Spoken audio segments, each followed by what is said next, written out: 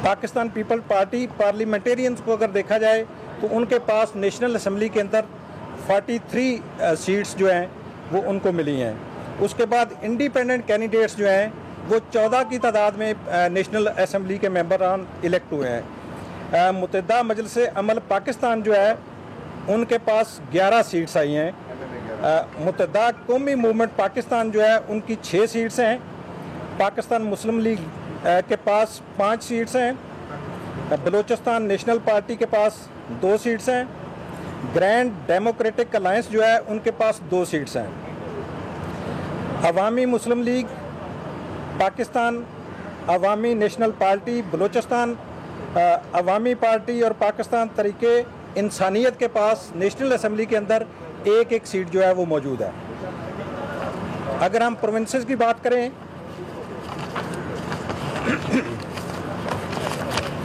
तो provincial assembly Punjab जो है के पास 127 सीटें हैं। पाकिस्तान तरीके इंसाफ जो है उनके पास 123 सीट्स हैं।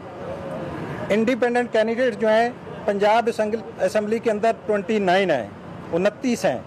पाकिस्तान मुस्लिम लीग के पास 7 सीटें हैं प्रोविंशियल असम्बली की। पाकिस्तान पीपल पार्टी पार्लियामेंटेरियन जो है उनके पास 6 सीटें हैं पंजाब के अंदर।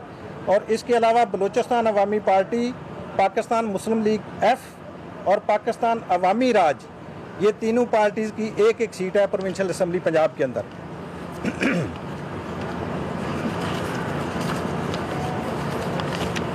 जब हम सिंध को देखते हैं तो सिंध असम्बली के अंदर पाकिस्तान पीपल्स पार्टी पार्लियामेंटेरियन के पास 74 सीट्स हैं, 74 सीट्स जो हैं। उसके साथ साथ पाकिस्तान तरीके इंसाफ के पास 22 सीटें हैं। मुत्तहिदा कौमी मूवमेंट पाकिस्तान जो है उनके पास 16 सीटें हैं। ग्रैंड डेमोक्रेटिक अलायंस जो है उनके पास 11 सीट्स हैं। इंडिपेंडेंट 2 हैं और तरीके लबैक पाकिस्तान जो है उनके पास 2 सीट्स हैं सिंध असम्बली के अंदर।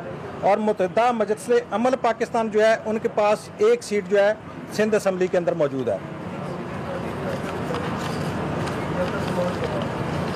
जब अब खैबर पख्तूनख्वा को देखते हैं तो वहाँ पे पाकिस्तान तरीके इंसाफ के पास 67 सीट्स हैं। मुत्तहिदा मजलिस अमल पाकिस्तान जो है उनके पास 10 सीट्स हैं। अवामी नेशनल पार्टी जो है उनके पास 6 सीट्स हैं। इंडिपेंडेंट जो है वहाँ पे 5 हैं। पाकिस्तान मुस्लिम लीग नवाज जो है उनके पास 5 सीट्स हैं केपी के अंदर। और पाकिस्तान पीपल्स पार्टी पार्लियामेंटेरियन के पास केपी में 4 सीटें मौजूद हैं। सिंध असम्बली की जब हम देखते हैं तो वहाँ पे बलूचिस्तान अवामी पार्टी जो है उसके पास 14 प्रोविंशियल सीट्स हैं। मुत्तहिदा मजलिस अमल पाकिस्तान जो है उनके पास 9 सीट्स हैं। इंडिपेंडेंट कैंडिडेट्स जो हैं वो 5 हैं। उसके साथ साथ बलूचिस्तान नेशनल पार्टी के साथ भी 5 सीटें हैं। पाकिस्तान तहरीके इंसाफ जो है उनके पास 4 सीट्स हैं। बलूचिस्तान नेशनल पार्टी जो है उसके अवामी इसके पास 3 हैं। हज़ारा डेमोक्रेटिक पार्टी के पास 2 सीट्स हैं। और अवामी नेशनल पार्टी जो है उनके पास भी 2 सीट्स हैं। और पाकिस्तान मुस्लिम लीग नून और पख्तूनख्वा मिली अवामी पार्टी इनके पास एक सीट मौजूद है पाकिस्तान बलूचिस्तान असम्बली के अंदर। जब हम टर्न आउट को देखते हैं तो पूरे मुल्क में नेशनल असम्बली कॉन्स्टिट्यूंसीज़ को अगर देखें तो वहाँ पे हमारे पास 51.85% टर्न आउट है।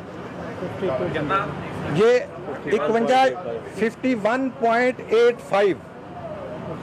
उसके बाद जनरली अगर देखें तो ये 52%, क्योंकि अभी रिमेनिंग सीट्स हैं उस पर भी इम्पेक्ट आ सकता है।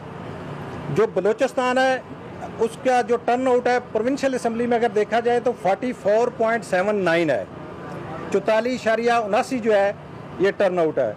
केपी को अगर देखा जाए तो वहाँ पे प्रोविंशियल में 45.52 45.52 जो है वो टर्न आउट है। पंजाब के अंदर देखें तो 55.09 जो है वो टर्न आउट है। और इसी तरह सिंध असम्बली के अगर देखा जाए तो सिंध प्रोविंस में 48.11 टर्न आउट है। तो ये इस वक्त तक के रिजल्ट से जो हम आपसे शेयर करना चाह रहे थे। जिन सीट्स पर फैज नहीं आ सके उनके नाम क्या हैं और कब तक एक्सपेक्टेड है वो आ जाएंगे? अगर नाम की बात करते हैं तो बलूचिस्तान के चूँकि सारे रिज़ल्ट पेंडिंग है। नेशनल असम्बली जो है 258 है लोरालाई की, 258 जो है 259 जो है वो डेरा बुगटी है, 269 खुजदार है और 270 पंजगूर की कंस्टिट्यूंसी है। इसमें ये चारों एनए की कॉन्स्टिट्यूंसी जो हैं वो मल्टीपल डिस्ट्रिक्ट्स पे हैं एक्सेप्ट खुजदार। और इसके अलावा जो पीबी की सीट्स हैं वो 8 पीबी 8 है, पीबी 10 है, पीबी 40 और पीबी 44 ये इन्हीं एनए के नीचे जो है कॉरेस्पॉन्डेंस पीपी जो मरहला जो ये बताएं कि जो अभी तक फैफन ने रिपोर्ट दी है कि 35 हल्के ऐसे हैं कौमी असम्बली के जहां जो मुस्तरदशुदा वोट हैं वो जीतने वाले के मार्जिन से ज़्यादा हैं और 4000 और 1000 की रेशो आ रही है। तो ये क्या इंतखाबी अमल को मशरूत नहीं बनाती है चीज़? ये जो रिजेक्ट वोटर होते हैं जब ऑफिशियल कंसोलिडेशन रिटर्निंग ऑफिसर साहब करेंगे, क्योंकि ये गैर हतमी नतीजा होता है, ऑफिशियल कंसोलिडेशन में रिटर्निंग ऑफिसर साहब जो हैं कानूनी तौर पे इस बात के पाबंद होते हैं कि वो जो रिजेक्टेड वोट हैं वो एनवेलप खोलेंगे और उसको चेक करेंगे और उसके बाद अगर कोई गलत मुस्तरदशुदा वोट है तो उसको वो उस कैंडिडेट की फेवर में ले जाएंगे और अल्टीमेटली अगर कोई तब्दीली है तो वो अकॉर्डिंगली ये बता दें कि कोई रिजेक्ट कर दिए जाते हैं। नहीं, अगर जानबूझ के भी किए होंगे तो आरओ साहब वो, चूंकि प्रिजाइडिंग ऑफिसर का काम वोट को डाउटफुल करना है, मशकूक करना है, रिजेक्ट करना जो है वो रिटर्निंग अफसर का काम है। जब वो ऑफिशियल कंसोलिडेशन करेंगे तो उसको वो चेक करके उसके बाद फैसला। अब तक की जो शिकायत आई हैं आपके पास कितनी है और कितनी को अब तक आपने एड्रेस किया है? ये जो शिकायत हैं इस वक्त तक इलेक्शन कमीशन के पास इन राइटिंग किसी किस्म की कोई शिकायत नहीं है। ये जो रिकाउंटिंग की एप्लीकेशंस हैं या छोटी मोटी एप्लीकेशंस हैं इस वक्त रिटर्निंग ऑफिसर के पास सबमिट की जा सकती हैं और रिटर्निंग ऑफिसर जो हैं वो कानूनी तौर पे इस चीज़ को देखते हैं कि अगर कोई रिकाउंटिंग की एप्लीकेशन आ गई है और वो मार्जिन जो है 5% से या 10,000 से कम है तो वो रिकाउंटिंग करेंगे और वहाँ पे फॉर्म 45 के हवाले से इलेक्शन कमीशन के पास इन राइटिंग कोई कंप्लेंट नहीं है। For international media, can you speak some words for international media? कोई ऐसा हल्का भी है जहाँ पर खवातीन की 10% से कम आई हो?